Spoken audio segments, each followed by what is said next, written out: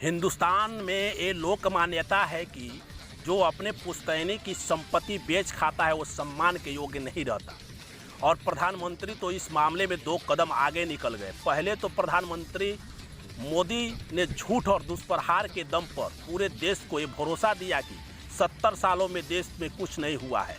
उनके आने से पहले भारत सो रहा था, मगर अब प्रधानमंत्री अपनी नाकामी को छुपाने के लिए अपने नासमझ फैसले से अर्थव्यवस्था को तबाह करने के बाद देश की पुरखों की 6 लाख करोड़ की संपत्ति को बेचने जा रहे हैं।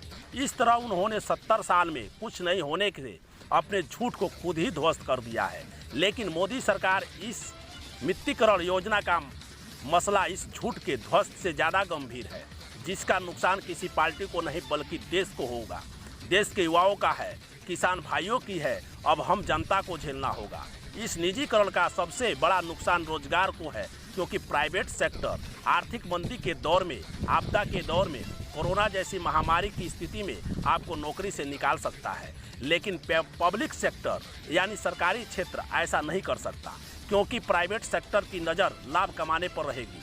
सीधी सी बातें हैं, कोई व्यक्ति घाटे का धंधा क्यों करेगा। लेकिन सरकार की जिम्मेदारी होती है कि वो रोजगार दे, नौकरियां बरकरार रखे। प्राइवेट सेक्टर पर ये बाध्यता नहीं होगी, वो अपनी मर्जी या नफ़ा नुकसान के मुताबिक किसी को भी कहीं भी और कितने भी लोगों को नौकरी से निकाल सकता है।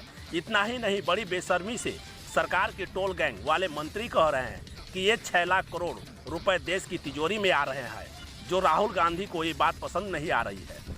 ये तो वही बात हुई कि किसान का खेत बेचकर किसान को पैसा देकर कह रहे हो कि देखो देखो हमने किसान को पैसा दे दिया है। लेकिन इसके बाद किसान के खेत में हर साल होने वाला उत्पाद को आपने छीन लिया ना।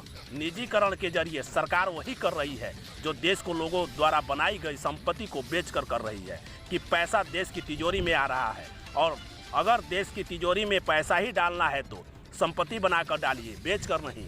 और राहुल गांधी ये नहीं चाहते हैं। ये भाजपाई निजीकरण नाश कर देगा, देश का विनाश कर देगा और आपको तबाह कर देगा। इसीलिए तबाह होने से पहले आवाज़ उठाएं, नौकरियां छीन जाने से पहले बोलिए और बोलिए, देश को बचाने के लिए बोलिए। नमस्कार।